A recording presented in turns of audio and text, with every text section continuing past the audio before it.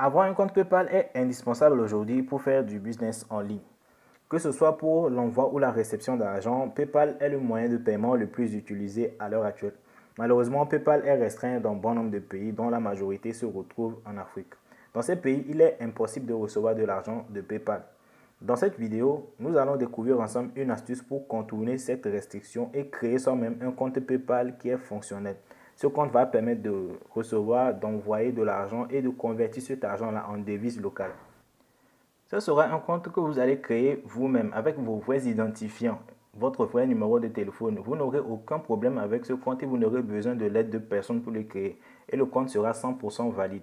Il existe également une astuce qui peut vous permettre de retirer votre argent PayPal directement sur un numéro Mobile Money. Ça peut être sur MTN, Move, Togocel et autres. Donc cette astuce fera l'objet d'une prochaine vidéo. Pour être sûr de recevoir cette vidéo, abonnez-vous à la chaîne si ce n'est pas encore fait et surtout activez la cloche de notification pour être averti dès que la vidéo est publiée. Donc avant de commencer le processus d'inscription, je vous conseille d'effacer les cookies de votre navigateur. Donc vous allez voir, ça sera important pour éviter d'avoir tout problème. Donc pour effacer les cookies, c'est simple, vous allez dans le menu.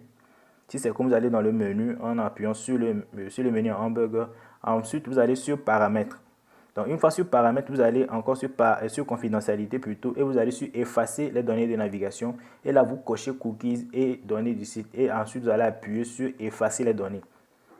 Donc, une fois que tout est effacé, on peut passer à la suite pour commencer la création du compte à proprement parler. Nous allons maintenant tenter de créer un compte PayPal. Donc, on va aller sur le menu. Donc, on va sur le menu maintenant, on va sur ouvrir un compte. Donc, on attend que la page suivante se charge.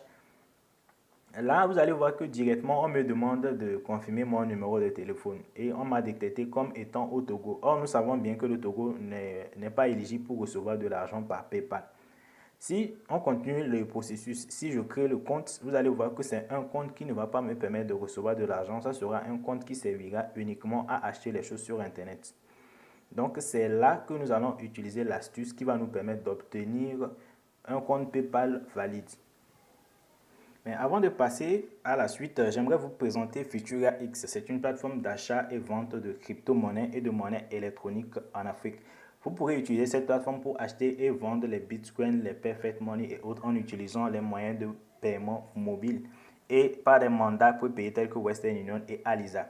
Donc nous allons maintenant passer à la suite pour voir l'astuce qu'il faut utiliser. L'astuce que nous allons utiliser ici est très simple. Vous savez qu'il y a certains pays en Afrique qui reçoivent PayPal, notamment le Sénégal, le Maroc, le Lesotho, l'Afrique du Sud et plein d'autres pays. Donc nous allons nous servir de ces pays-là pour pouvoir créer un compte PayPal qui est valide. Donc si vous regardez au niveau de l'adresse ici, au niveau de la barre d'adresse, vous allez voir qu'après paypal.com, il y a un slash et après le slash, il y a TG. Donc ça veut dire que là-bas, le TG, c'est l'extension du Togo. Ça fait TG. Donc ici, ce que nous allons faire, nous allons remplacer au niveau de l'extension le TG là par l'extension d'un pays qui est éligible. Par exemple, le Sénégal, l'extension du Sénégal, c'est SN. Il me semble le Maroc, c'est MA et ainsi de suite. Moi, généralement, j'utilise l'extension du Sénégal. Donc, qu'est-ce qu'on va faire? Quand on va au niveau de l'extension comme ça, on peut copier et on colle. Donc, on colle maintenant, on efface. Au lieu de TG, on met SN ici. Donc, quand on va valider, vous allez voir que les trucs vont immédiatement changer. Donc, vous voyez, maintenant, si on essaie de commencer le processus d'inscription, quand on va appuyer sur le menu ici, quand on va aller sur ouvrir un compte,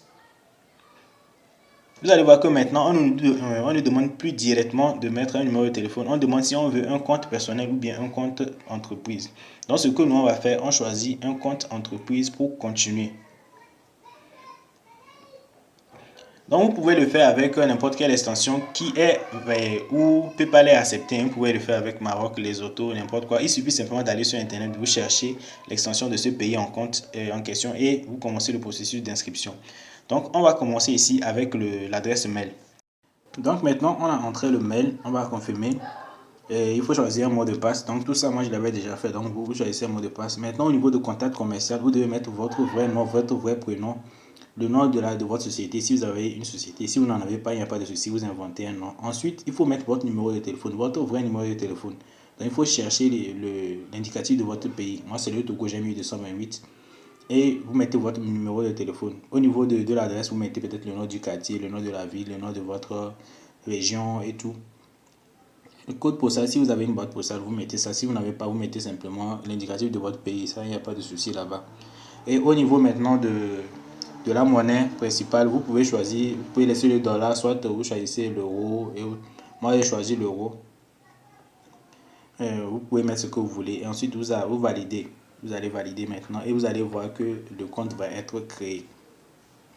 Donc maintenant, il faut choisir le type d'entreprise. Donc si c'est une entreprise individuelle et tout, donc vous choisissez. Si vous n'avez pas d'entreprise, vous choisissez ce que vous voulez.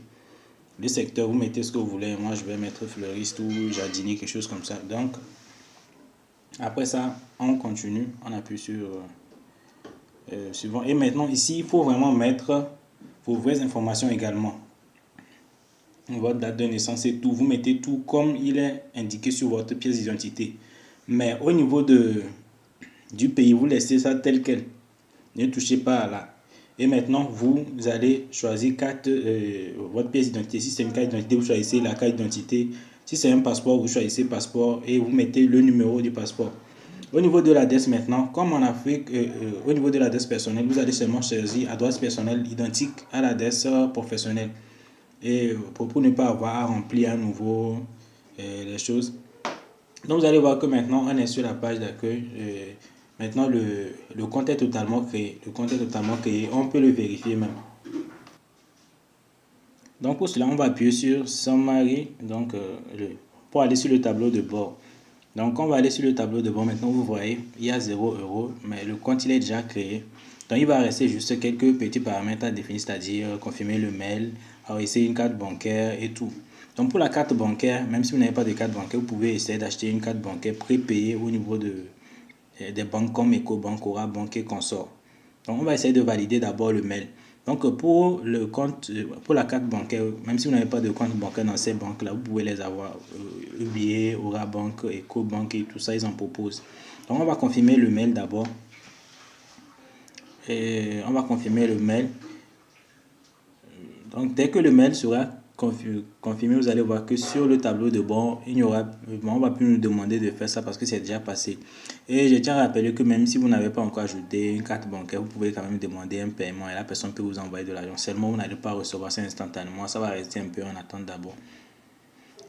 Donc voilà. Et aussi, le fait d'ajouter la carte bancaire vous permet de relever la limite de ce que vous pouvez recevoir sur votre compte. Mais même si vous n'avez pas encore de carte bancaire, vous pouvez créer le compte et attendre d'acheter une carte bancaire plutôt et maintenant relier la carte pour aussi pouvoir faire des retraits parce que si vous n'avez pas relié une carte, vous ne pouvez pas faire des retraits physiquement aussi. Donc voilà, c'est déjà créé, la validation est déjà faite. On va rafraîchir la page, vous allez voir que maintenant il n'y aura plus question de valider le mail sur le tableau de bord ici. Donc ce que je disais par rapport à la carte bancaire, c'est quand vous allez relier une carte bancaire maintenant que ça va vous permettre de faire chose, de pouvoir retirer l'argent que vous avez reçu sur PayPal en argent physique. Donc là, c'est vraiment important que vous puissiez ajouter une carte bancaire au plus tôt pour vous permettre de pouvoir retirer votre argent. Donc maintenant, on va aller ajouter d'autres monnaies, par exemple la livre sterling et autres.